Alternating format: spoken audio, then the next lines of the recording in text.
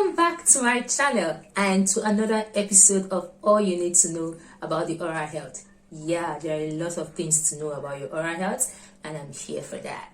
So today we'll be discussing an interesting topic like always, and it is periodontal pockets. And when I mean periodontal pocket, or when I say periodontal pocket, I don't mean like your regular pockets where you put your money and stuff like that. But just keep watching this space. Stay tuned as I break it down. In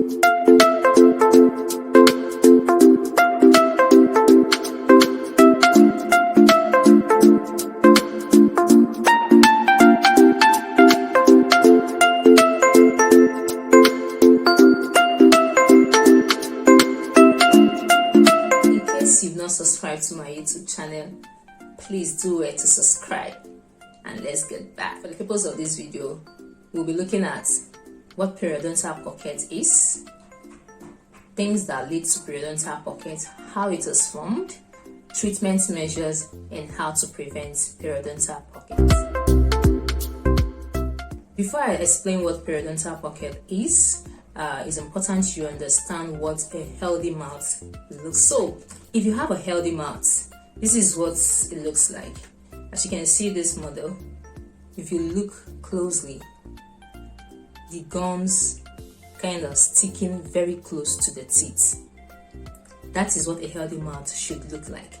Now, in a situation where the mouth is unhealthy and probably you have gingivitis, because it usually starts from gingivitis, you notice that the gum becomes then tender and reddish and easily bleed. Maybe when you brush, you notice that it bleed easily.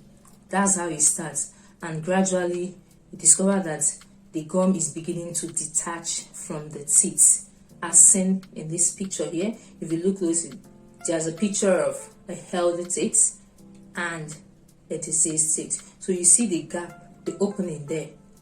The gum is beginning to detach. Now that opening between the gum and the teeth here is actually the pocket. Now when this pocket is formed, food particles tend to get stuck in those areas and cause a kind of irritation to the teeth and the surrounding gum as well.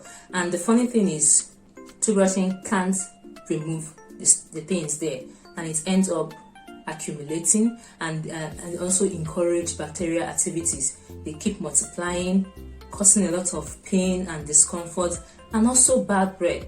You know, when you have periodontal pocket, or what I call it periodontitis, it's usually accompanied with foul breath. Like when you talk, you know, it smells. Why? Because there are things below your gum and teeth that needs to be removed, that cannot be removed because the toothbrush cannot access it. So this pocket, or this opening between the gum and the teeth, is what we call periodontal pocket. Ideally, the opening between the gum and the teeth is supposed to be 1 millimeter to 3 millimeter, but in the case of an unhealthy teeth, it could exceed beyond that to 6 millimeter and thereabouts. So having understood what periodontal pocket is, now let's head straight to how periodontal pocket forms.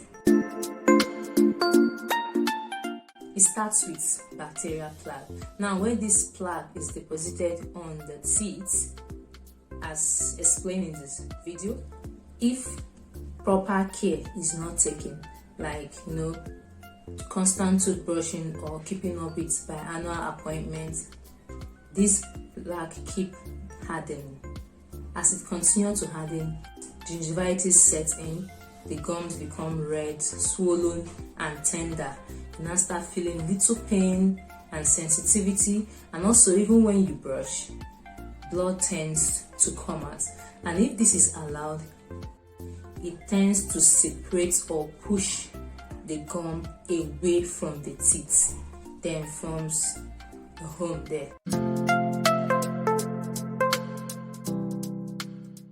And apart from plaques and calculus leading to the formation of pockets, there are other things and habits or practice that could also enhance pocket formation. Example, the use of toothpick. For people that use toothpick a lot, you know, where after eating, they just use the toothpick and put it in to remove food particles. The more you keep putting it in, that sharp part of the toothpick tends to form a hole, an opening. If you notice, the areas where you use toothpick a lot tends to get deeper, and the deeper it gets, the more food particles are accumulated there, and each time you eat, you feel pain around those areas. Toothpick help in advancing pockets formation, and that is why it's usually not healthy to use toothpick.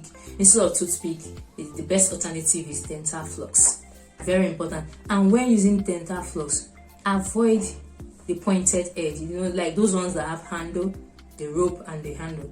Do not use the pointed edge. It's similar to using a toothpick. Use the side with the rope, then do it gently. I've illustrated how to use dental floss before. You can see it in my previous video, so do well to check back and watch how to use it. Depending on the severity of periodontal pocket, or let me use the term periodontal disease, there are different treatment approach. At the early stage, that's when it is still mild, scaling and polishing or scaling and root planing can take care of it. When I mean scaling and root planing, it's more like a very deep scaling where the professional goes deep down below the gum area, take out whatever it is there, flush it. Due to the procedure can be a little bit painful, it's usually done under local anesthesia. It's different from scaling and polishing. That one is an advanced, it's more like a gum treatment, it's an advanced treatment. So after that, scaling and polishing is also done to clean the entire teeth. So that is a treatment option for a mild stage. But if it has gone to the point of bone loss, surgery might be required. And that is why it's always very important you take your routine scaling and polishing serious.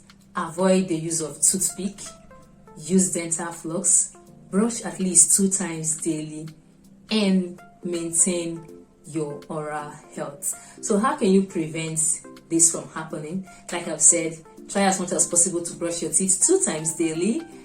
Keep up with your biannual appointment, that's do your scaling and polishing as at when due, and each time you notice any form of abnormality in your teeth, do not keep calm. Go for checkup, discover what's going on and have it treated. Dental conditions are best handled at the early stage because the advanced stage is more expensive and even complicated. So to make things easier and simple, address them when they are just starting. I hope you enjoyed today's video and you learned at least 1 or 2 things. I really appreciate it if you like, leave a comment, and subscribe to my YouTube channel. Share to your social media platform for others to watch. Let's keep watching this space. Remember, the goal is to improve your smile 1 video at a time.